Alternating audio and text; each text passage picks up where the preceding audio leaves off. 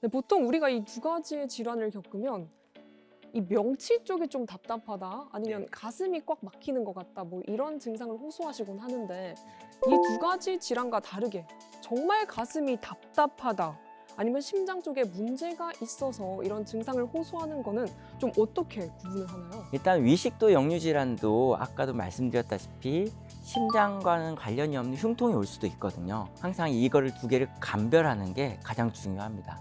그렇지만 심장 관련 질환은 첫 번째로는 위험 인자를 많이들 가지고 계시고요. 중장년층에 또 운동과 연관이 많습니다. 심장은 무리를 줬을 때 심장이 뛰는 것 자체가 무리가 가고 그때 통증을 유발시키는 경우가 많기 때문에 시민성 통증인지 비시민성 흉통인지를 좀 감별하는 게 좋고, 그러기 위해서는 이제 가끔은 심전도를 측정하든지 아니면 내시경 검사하든지 이런 이제 여러 가지 검사 기법도 조금 필요할 수 있겠습니다. 아, 그리고 대한민국 국민이라면요, 누구나 이 속쓰림을 경험하실 것 같거든요. 아무래도 좀 빨리빨리 사회다 보니까요. 네, 그럼 이 두 질환의 유병률은 늘어나는 추세겠죠? 줄어들진 않겠죠? 네. 네. 위식도 역류질환 같은 경우에는 건강검진을 받은 사람들을 대상으로 분석을 했을 때 2000년대에는 한 6% 정도 나왔거든요.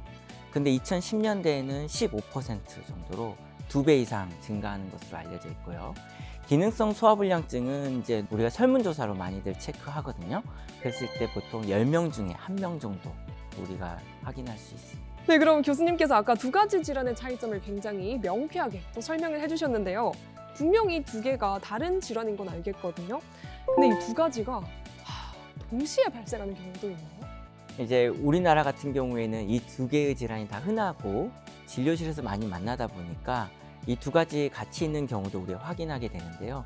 요거를 위식도 역류 질환, 기능성 소화불량증, 중복이라고 표현을 합니다. 굉장히 또 병명이 기네요. 네, 그냥 영어로는 조금 짧은데 한글로 표현하면 조금 깁니다. 근데 이런 경우가 한 100명 중에 우리 한 7% 정도? 그러니까는 이제 7%면 이제 100명 중에 1명 미만이지만 그래도 꽤 많은 유병률을 차지하고 있습니다. 네, 그럼 혹시 이 두 질환의 치료는 좀 어떻게 이루어질까요?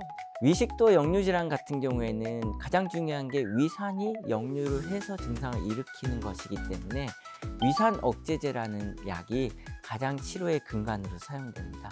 보통은 한 4에서 8주 정도 치료를 하게 되고요. 기능성 소화불량증 같은 경우에는 어떤 증상이 가장 메인냐에 따라서 가장 흔하냐에 따라 좀 다른데, 아까도 말했지만 식후 고통 증후군 같은 경우 소화불량증이 가장 흔하기 때문에 그럴 때는 위장 운동 촉진제, 위 운동을 조금 더 향상시켜서 내려가게 해주는 질환, 이렇게 치료제를 쓰기도 하고요. 다만 이제 아까도 말씀드렸다시피 위산이 결국 문제를 일으키는 경우도 있기 때문에 그럴 때는 위산 억제제를 함께 쓰기도 합니다.